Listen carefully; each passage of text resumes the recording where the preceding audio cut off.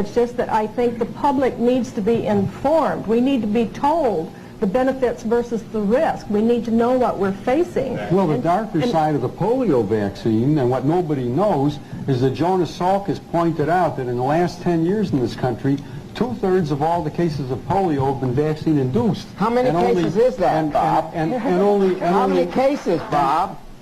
Would you not interrupt me for a second? I know that doctors are used to interrupting patients, but not another doctor. Absolutely, especially another doctor.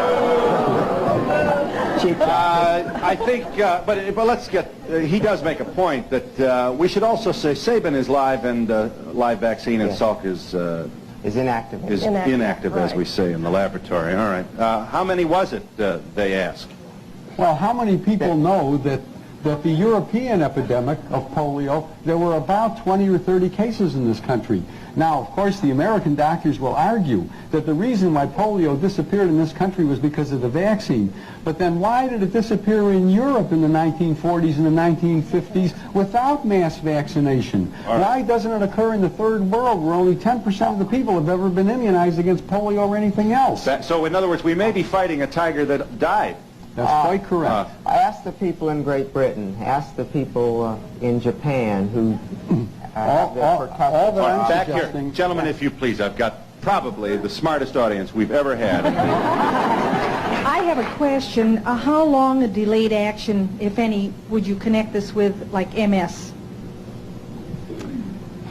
Is MS a possibility? Would multiple sclerosis be one of the possible results? As a matter of fact, there's a new publication that just came out from John Hoffman, who's a close associate of Tony Morris's, that gives the references linking MS in later life to the early introduction of live virus vaccines like measles and like some of the others that are live viruses. Now, at the present time, I would recommend that anybody who has MS or amyotrophic lateral sclerosis, or any of those degenerative neurologic conditions of later life, carefully review their vaccine histories. I would also like to comment to that, because in connection with my case, I've been doing some research. Let me tell him once again, Ms. Gundy, that you are a Guillain-Barré victim contracted following your receipt of the swine flu vaccination in 76. And I am in the process of writing a book about my experience, and in the process I've done considerable research. And from what I have learned, it looks as if immunizations frequently cause autoimmune diseases, not only Guillain-Barré syndrome, but lupus, rheumatoid arthritis, multiple sclerosis, and other types of things. Now, I have no data at this point. We should also say that there's a good deal of evidence suggesting that multiple sclerosis may be the result of distemper in an animal that the victim received during childhood. Now, none of this is absolutely nailed to the wall.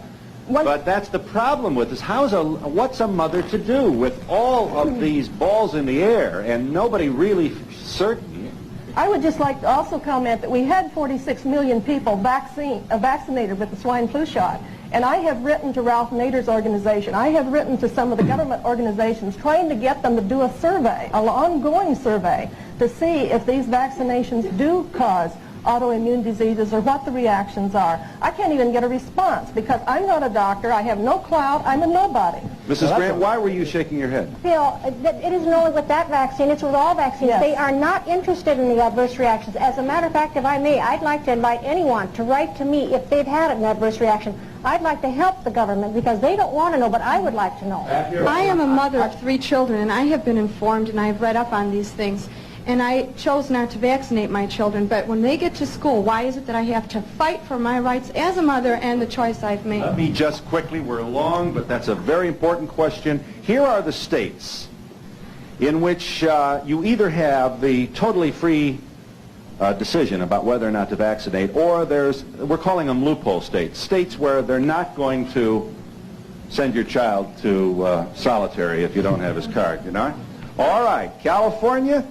Not all children must be immunized in these states. Some require religious reasons. Some places there is a bureaucratic humma you have to go through to prove that you're this or that. And others it's probably easier. So just for the sake of simplifying this, Colorado, Idaho, Indiana, Iowa, Louisiana, Maine, Michigan, Minnesota, Missouri, Montana, Nebraska, North Dakota, Ohio, Oklahoma, Pennsylvania, Rhode Island, Utah, Vermont, Washington, and Wisconsin. If your state is not on there, it means that your child is going to be left at the kindergarten door feeling very, very much an outcast because he didn't get his immunization shots. And we'll be back in a moment.